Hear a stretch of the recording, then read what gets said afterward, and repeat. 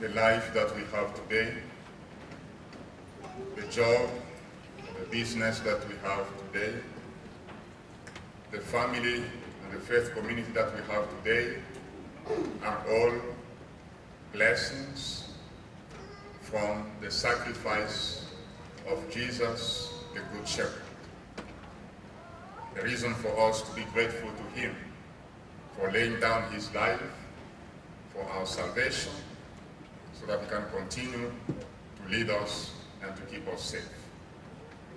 Despite that fact, as human beings, when we go through difficulties and we go through dark moments in our lives, we are afraid, we doubt, we lose hope. Jesus knows that. That is why, as a good shepherd, he invited all of us this morning so that he can reassure us that he is by our side, walking with us, listening to our prayers, and seeing our tears.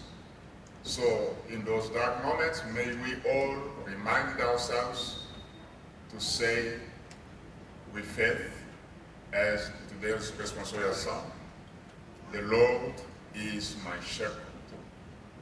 There is nothing I shall want. I shall fear nothing, because the Lord is my shepherd." This is what we are celebrating today, the Good Shepherd Sunday. And as we celebrate the Good Shepherd Sunday and thank you, Jesus, for his sacrifice and the love, it is also an opportunity to pray and thank God for the shepherds that he keeps sending to us every day. We think especially to our pastor, Father John, and all the priests who come to help here, our bishops, and all the priests in the diocese. Please pray for them. And also, I want to say a little bit about myself. I'm Father Pascal Kumanda, as you heard, a missionary of the Immaculate Heart of Mary religious order. How did my vocation came about? Growing up in the Congo, I remember when I was 3 or 4 years old, we used to go to Mass with my mom every single day. Being at Mass, something caught my attention. I noticed that at communion, the priest was eating the host that was very big, and he was giving people a very small one. And when I saw that, I asked my mom, I said, "Mom, why that man is so selfish?" My mom told me the reason why he has that bigger host is because he is the priest. I said, okay, if that is the case, me too, I'm going to become a priest right now. And my mom told me that I was too short to become a priest, that I had to wait until I grow taller, then I can become a priest. And she invited me to pray very hard in order for that to be fulfilled. So I spent my life praying every single day to become tall and to become a priest. And you can testify that today I'm so blessed to celebrate, to celebrate this Mass as a priest. But not only that, you can see by yourself that I became very, very tall because I was praying too much. Why I'm sharing my experience with you? Because I'm so happy to see many young people here and the children. Just for you to know that when God is calling you to serve him, he may not come down from heaven. He may call you through different signs. So when you listen to those kind of signs, just say yes. And the Lord will guide you, lead you, and assist you. To all the parents and grandparents here, just a reminder that we come from your families. We come from you. You will be the first one to notice those callings from Jesus. So if you see that from your son or your grandchildren or granddaughters, please encourage them and pray for them.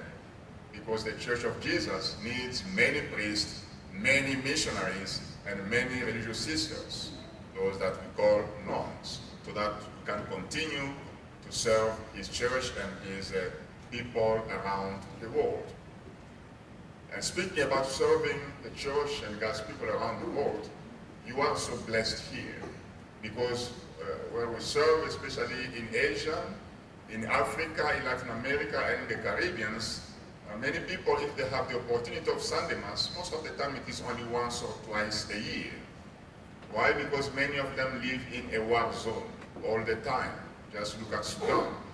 And others, they live in a very remote area, difficult to access because there is no road to get there, no car to bring you there, no electricity, nothing. So our job as a missionaries is to walk by feet every single weekend, finding our ways to get where those people live or where they are fleeing so that we can gather them together and celebrate the Holy Eucharist. That trips are very dangerous because as I'm speaking right now, I'm sad to inform you that last year I lost one of my best friends, Father Richard Massidi, who was walking in the east of the Congo. On a Sunday morning, he was going to one of those villages in the remote area to celebrate with God's people. And on the way, he was brutally killed by the rebels. His only crime was that he was a missionary and a Catholic priest who was going to celebrate a Sunday Mass with the people of God. So in your prayers, please remember his soul, and especially his parishioners who continue to mourn his loss, the loss of their shepherd and pastor. Another context is that we meet many orphans living in the streets, small children whose parents died from war, from illness or natural disasters. Those kids are abandoned by themselves, and therefore they become the easy targets of human traffickers and the terrorist organizations. Another context is that we meet poor families, especially mothers, who have to work more than 5 hours every single day to draw water in a bucket, water that is not clean, but they have no choice. They just need that muddy water to bring it home, to drink, to cook food, and everything that we do with water every day. And I remember in that context, I was sent to minister in west of Cameroon, which is one of the countries in Africa as well. As I was moving from one village to another to celebrate with God's people, I came to know an amazing lady whose name was Anna, but she did not have children. And every time she was asking me to say a prayer for her so that God may do a miracle and give her a child. Our God is so amazing that a few years later, he was able to listen to Anna's prayers and she became pregnant.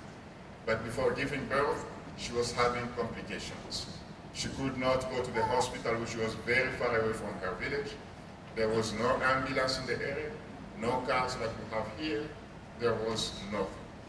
So with a group of volunteers, we transported Anna in assurance to the hospital. And once we got there, thank God, everything went so very well. She gave birth to her beautiful baby. She was so happy, the entire family, including myself, to see God's greatness in her life. But before bringing Anna and the baby home, she broke down in tears. And when we tried to find out why she was crying, she said, "Father, I'm so grateful for the baby that God gave me, but I'm afraid to go home because I don't know what will happen to my baby." The reason is because Anna was so poor that she was living in a slum, a small house made of mud as wall and coconut leaves as roof. As you can imagine, very unsafe to live in those kind of houses, especially for a baby of few days. Because when it's raining, for example, the rain you just pour inside, everything is wet, impossible to sleep. And when it is cold, it feels like you are sleeping outside. So she was very concerned about the safety of her baby. After a few words of consolation and short prayer, we brought them home. But 2 days later, it started raining in the area. We were praying and thinking about Anna and the baby. The next morning, we went to see them. But once we got there, sadly, we noticed that the entire village, made of those small houses, the entire village was completely destroyed, including Anna's house. And we found our sister Anna standing there outside with the baby in her arms. She, her husband, and the entire family, they were crying so loudly. And when they saw us coming, they kept crying even louder. And I could hear Anna weeping in sadness, calling my name, saying, "Father Pascal, please help me. Father Pascal, please, can you save my baby?" Anna and her family were crying because the baby just died. And that memory keeps haunting me until today. I cannot tell you how many nights I lose my sleep just thinking about that very tragic day. I still remember that very day when I was holding the lifeless body of Anna's baby in my arms and saying the prayer before the burial. Because the prayer was the only thing that I could offer to the family in that very difficult moment. And yet, I could not even finish my prayer because me too, I was in tears, crying from sadness of knowing how far Anna came to have her baby. But I was crying especially because as a missionary and as a priest, I was feeling powerless. I was feeling useless to the cry of Anna, who was begging me as her shepherd, begging me to save her life. My dear sisters and brothers, Anna and her baby's experience is just one among many of the heartbreaking situations that missionaries and the priests and nuns are facing every single day in the mission. Unfortunately, those people do not have the means to come over here to share their stories. Unfortunately, Anna's baby who passed away does not have a voice today to explain to you the pain that her mother went through and continue to go through. I'm standing humbly before you this morning as their voice to ask for your prayers, your compassion, and your generosity. But I do that fully aware that times are very difficult here as well. That is why I pray that the Lord may continue to bless you, your work, and your businesses as you try to provide for your families. But in this difficult time, we can also be inspired by Jesus himself. We remember that when he came to save us, it was very difficult for him. And yet, he made the decision to make a sacrifice of his own life. And he died on the cross, as we can see here.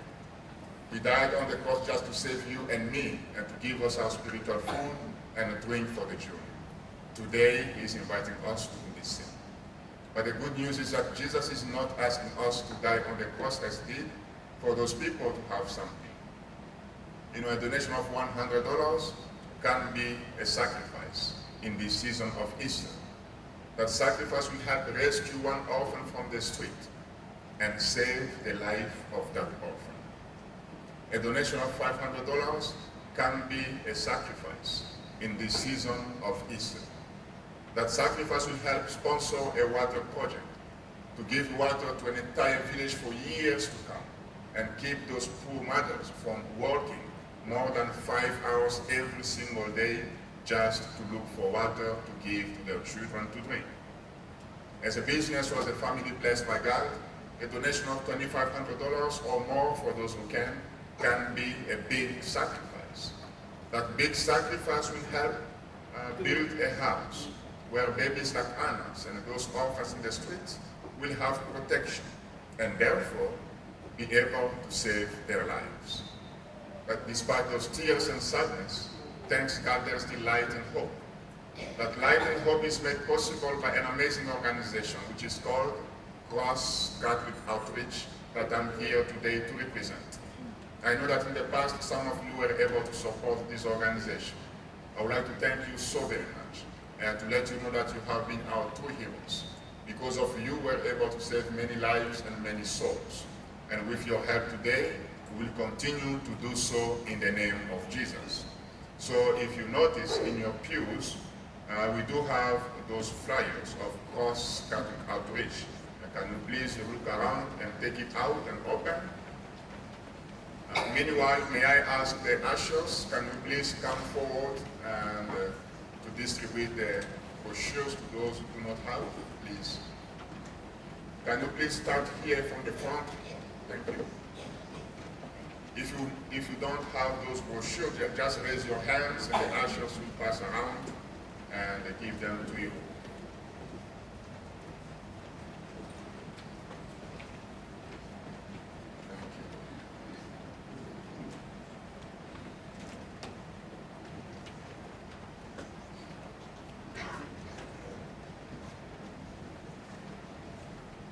And to our friends who are following from home, You can either stop by the office during the weekdays and pick up your brochure, or you can text the word blessings to 47 47 47, and you'll see what I'm about to share now. You can go to the website crosscatholic.org and you'll learn what I'm about to share with our friends here. So when you open, you will notice that those are just a few faces of the people that this organization is helping around the world. But there is a space here where you can write down your prayer intentions so that we can pray for you and your loved ones. If you can also go to that side, please. Thank you very much. And when you open on the page where it is written, we are a Catholic ministry, this page here, you will notice that there is a small brand new house here. This may not be your dream home, but for people like Anna and her baby, and those orphans in the street, this little house is a blessing from heaven, a gift that comes from the generosity of the disciples of Jesus who are blessed in this part of the world. And as you open further, you will see that there is a small envelope here inside, where you can feel free to unleash the power of Jesus Christ within you, the power to save a life, a soul, or a family. You can unleash that power through a check made payable to Cross Catholic Outreach, or by calling the number here, or by writing down your debit or credit card information here. And for those who want to remain anonymous, we do respect your privacy. So you have the option to give with cash donation that you can put here inside. And if you choose to do it from home, you can also do it with money order. But make sure that you write Cross Catholic Outreach on the money order. And when you finish, please take it off from here, from the middle, and you seal it very well. Now, we have two collections today. They are both for the parish here. The second, I believe, is for faith and the charity Catholic appeal of the diocese. So if you want to give to this organization, put your donation inside and keep it to yourself. Wait until the end of the Mass when you leave. I will be there in the back. You can feel free to give to me or to the ushers. They will be here in the exit doors with a small basket. In case you did not bring your wallet or checkbook, even if you have nothing to give, please just take it home and pray over it. The Lord will bless you so that you too can become a blessing to others. And from home, you can fill out very well and seal it and put in the mail. It will go straight in this processing address written here. If you know a friend, a relative, or a group that will be able to help, please take as many brochures as you can to share with them so that together we can become the voices of the voiceless people who are suffering and dying around the world. Because by helping them, we are actually helping Jesus himself, the one who died on the cross for us, our good shepherd. Jesus is the one who has bestowed so many blessings upon us and our families. And finally, Jesus is the one who said this: "Whatsoever you do to the least of my people, that you do unto me. When I was hungry, you gave me to eat. When I was thirsty, you gave me to drink. Now enter into the home of my Father. Whatsoever you do to the least of my people, that you do unto me." Those are the words of Jesus Christ in the Gospel of Matthew, chapter 25.